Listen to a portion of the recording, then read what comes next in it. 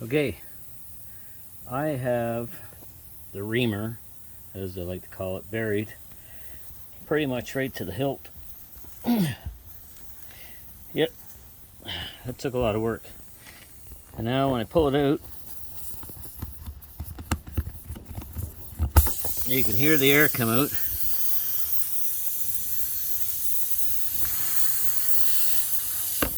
And our small hole has become bigger. So on to the next step. So I recommend you try putting this in before you try putting the plug in. And I'll show you why. It is not easy. So you want to make sure, I'm putting a lot of force on here.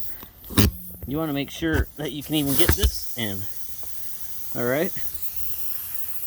Listen to that air coming out.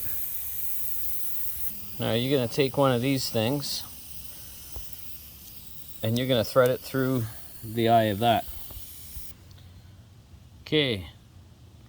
Now that I've got that threaded, well, the rubber threaded through the insertion tool, you're going to take the rubber cement, which is basically model glue, I bet, and you're going to smear it on. You're going to lube this thing up, basically. No pun intended. Well, maybe. Okay, whatever. You know, if you're not having fun, why bother doing anything? Okay, that's done. Well, just to be thorough, why not do both sides? I don't want to do this again. In fact, they tell you that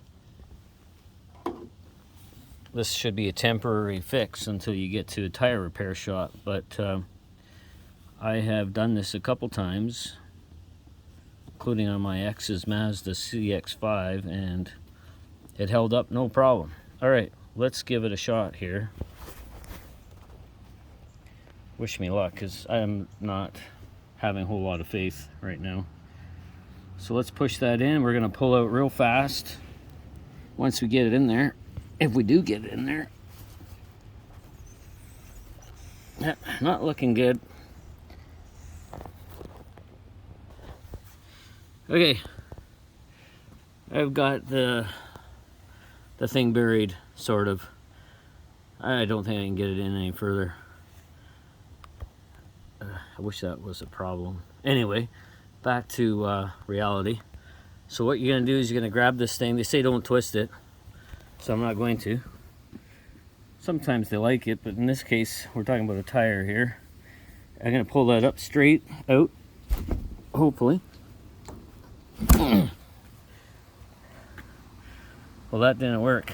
It's supposed to, well, maybe it did. It's supposed to get cut off. Well, it seemed to work the second time.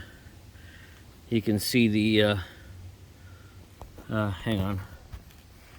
You can see the little slit right there, so to speak, at the end of the tool. The idea is when you pull it back, it cuts through the rubber. But anyways, I'm hoping this is going to work, but I'm not confident. The next step is to cut these tails off with some sharp side cutters.